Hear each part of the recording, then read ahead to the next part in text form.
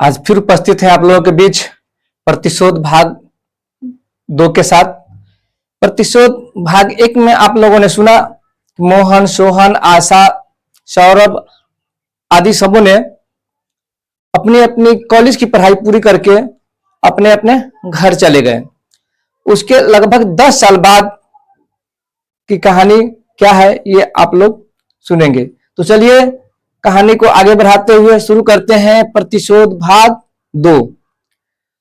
मोहन एक गरीब लड़का है। वह अपनी शिक्षा पूरी करने के बाद रोजी रोटी के लिए दूसरे शहर जाता है। वह उस शहर के चप्पे चप्पे में जाता है, लेकिन उसे कहीं नौकरी नहीं मिलती है। कहीं पर मालूम होता है कि इस पद के लिए एक जगह खाली नहीं है, तो कहीं पर खाली है लेकिन वेतन बहुत ही कम है। एक कंपनी में जाता है जहां उसे अच्छी नौकरी मिल सकती थी, लेकिन उसके लिए 50,000 की मांग की गई, जो उसके बस की नहीं थी। इस तरह मायूस होकर वह अपने घर लौट आता है। मोहन की पढ़ाई समाप्त होने के कुछ ही दिनों बाद उनके पिताजी का देहांत हो गया था, जिसके कारण उन्हें आर्थिक समस्याएं हो गई थी। थके मांदे होने के कारण रात में उसे नींद तुरंत आ जाती है। नींद आते ही वह स्वप्न देखने लगता है। एक धनी संपन्न परिवार है। उस परिवार में 2 छोटे छोटे बच्चे हैं तथा उसके माता पिता हैं। इस प्रकार 4 सदस्यों का एक सुखी संपन्न परिवार है। बच्चों के पिता पुलिस इंस्पेक्टर हैं। इंस्पेक्टर बड़ा ही नेक और ईमानदार है। उनके इलाके में कोई भी अवैध या गैर कानूनी कार्य होना पत्थर पे दूब जमने के समान थी।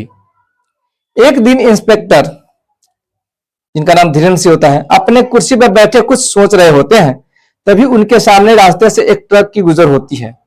इंस्पेक्टर को गाड़ी पर गैर कानूनी सामान लदे होने का शक हो जाता है और उसकी तलाशी लेने के लिए अपने सिपाहियों को आदेश देते हैं। सिपाही सब उसे घेर लेते हैं। तलाशी करने पर सचमुच वह गाड़ी खचाखच अवैध पेय पदार्थों से भरा पाया गया। उस गाड़ी को इंस्पेक्टर जब्त कर लेते हैं। कुछ देर उपरांत सामान का मालिक आया और इंस्पेक्टर से वह गाड़ी छोड़ने के लिए लाखों रुपए प्रलोभन देता है, लेकिन इंस्पेक्टर ठुकरा देते हैं और उसे भी रिश्वत लेने के जुर्म में गिरफ्तार कर लेते हैं। अगले दिन उसका भाई, जो उसी ग्राम के लोकप्रिय मुखिया होते हैं, आया और इंस्पेक्टर को सलाम किया। इंस्पेक्टर भी उनका अभिनंदन करते हैं और कुर्सी पर बैठने के लिए कहते हैं। फिर वहां आने का कारण पूछते हैं। मुखिया: इंस्पेक्टर साहब, मैं अपने भाई, जिसे आपने कल गिरफ्तार किया था, उसे छुड़ाने के लिए आया हूं। इंस्पेक्टर: अगर मैं उसे छोड़ने से इनकार कर दूं तो? मुखिया: नहीं इंस्पेक्टर साहब, बड़े प्यार से, आप ऐसा कर ही नहीं सकते, क्योंकि मैं आपको अच्छी तरह जानता हूं। वह अभी नादान है, ना समझदार है। उसे एक बार माफ कर दीजिए, इसके बाद वह ऐसा काम हमेशा के लिए छोड़ देगा। मुझे महसूस हो रहा है इंस्पेक्टर साहब कि उसके इन हरकतों के कारण मेरे व्यक्तित्व पर कितना दाग लग रहा है। इंस्पेक्टर: ठीक है, आप कहते हैं तो एक मौका देता हूं, लेकिन उस माल का क्या करूं? मुखिया: जैसी आपकी मर्जी, वैसा ही कीजिए। इसी बीच एक व्यक्ति मुखिया जी को विशेष काम के लिए बुलाने आ जाता है। मुखिया जी इंस्पेक्टर से विदा लेता है और मुखिया जी के चले जाने के बाद इंस्पेक्टर धीरेन्द्र सिंह मुखिया के भाई को छोड़ देते हैं। जाते जाते वह इंस्पेक्टर को धमकी दे जाता है कि यदि वह 3 दिनों के अंदर उसका सारा माल सही सलामत नहीं छोड़ा तो उसको सपरिवार नामो निशान मिटा देगा। परंतु ईमानदारी और सच्चाई के राह चलने वाले कभी भी मौत के डर से अपनी राह नहीं छोड़ा करते, और ऐसा भी ही हुआ। तीसरे दिन तक भी वह माल को नहीं छोड़ा। चौथे दिन जब इंस्पेक्टर और उनकी पत्नी अपने जुड़वा बच्चों के साथ लाड़ दुलार से खेल रहे होते हैं, उनको खिला रहे हैं, लाड़ दुलार कर रहे होते हैं, वो उन दोनों बच्चों के तस्वीर भी उसे दिखा रहे थे। बच्चों के जिद पर उनकी मां ने दोनों को एक एक तस्वीरें भी दे दी, जिसे बच्चे देख देख कर खुश हो रहे थे। बच्चे ने उन तस्वीरों को अपने अपने जेब में रख लिया।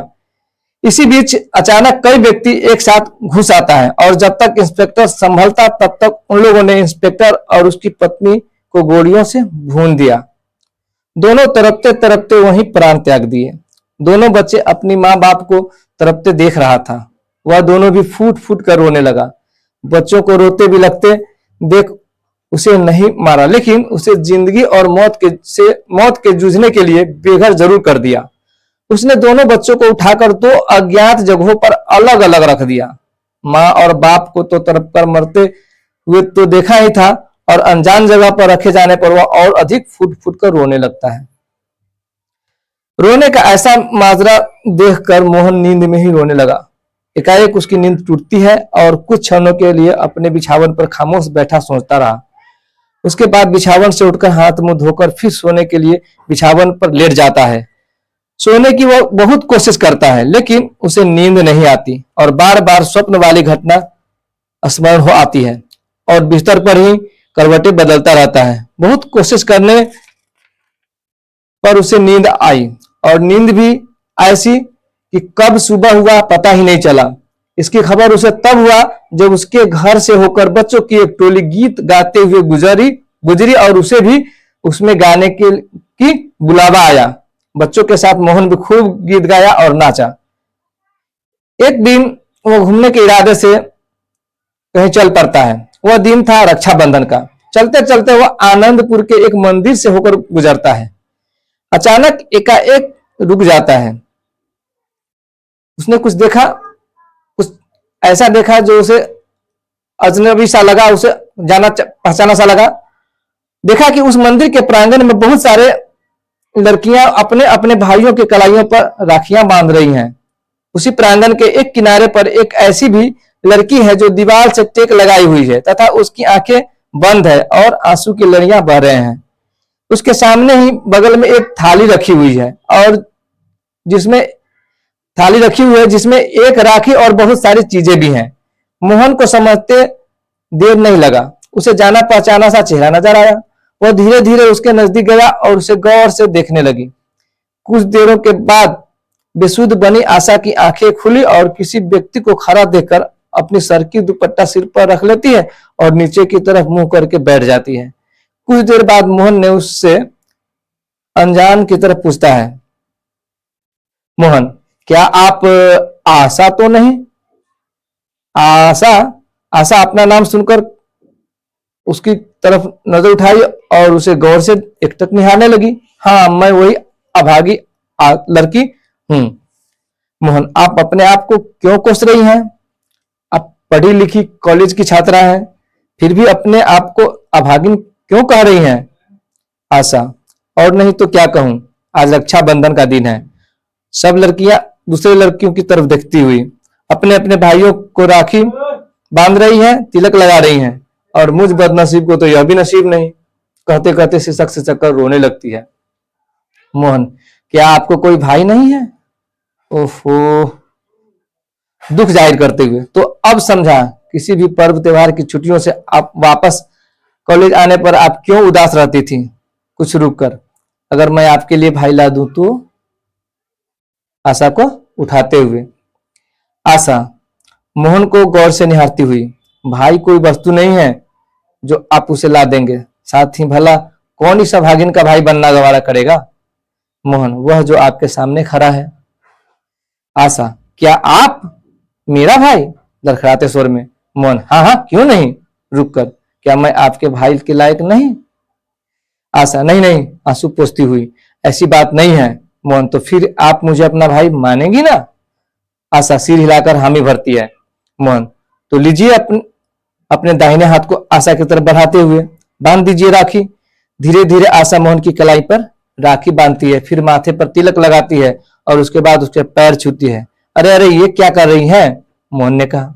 आशा आंसू पोंछती हुई, अपने भैया को प्रणाम कर रही हूँ। मोहन, अच्छा, क्या भाई का मुंह मीठा नहीं कराएंगे आप? आशा, नहीं, थोड़ा गम को भुलाती हुई। क्यों? आशा, एक शर्त है, अगर आप उसे स्वीकार करें तो। शर्त? मोहन कहता है, शर्त? वह क्या? आश्चर्य से। आशा, वो ये कि आप मुझे आशा कहकर पुकारेंगे, आप कहकर नहीं। मोहन, अच्छा अच्छा बाबा, मंजूर है। हंसते हुए मेरे तो होश ही उड़ गए थे।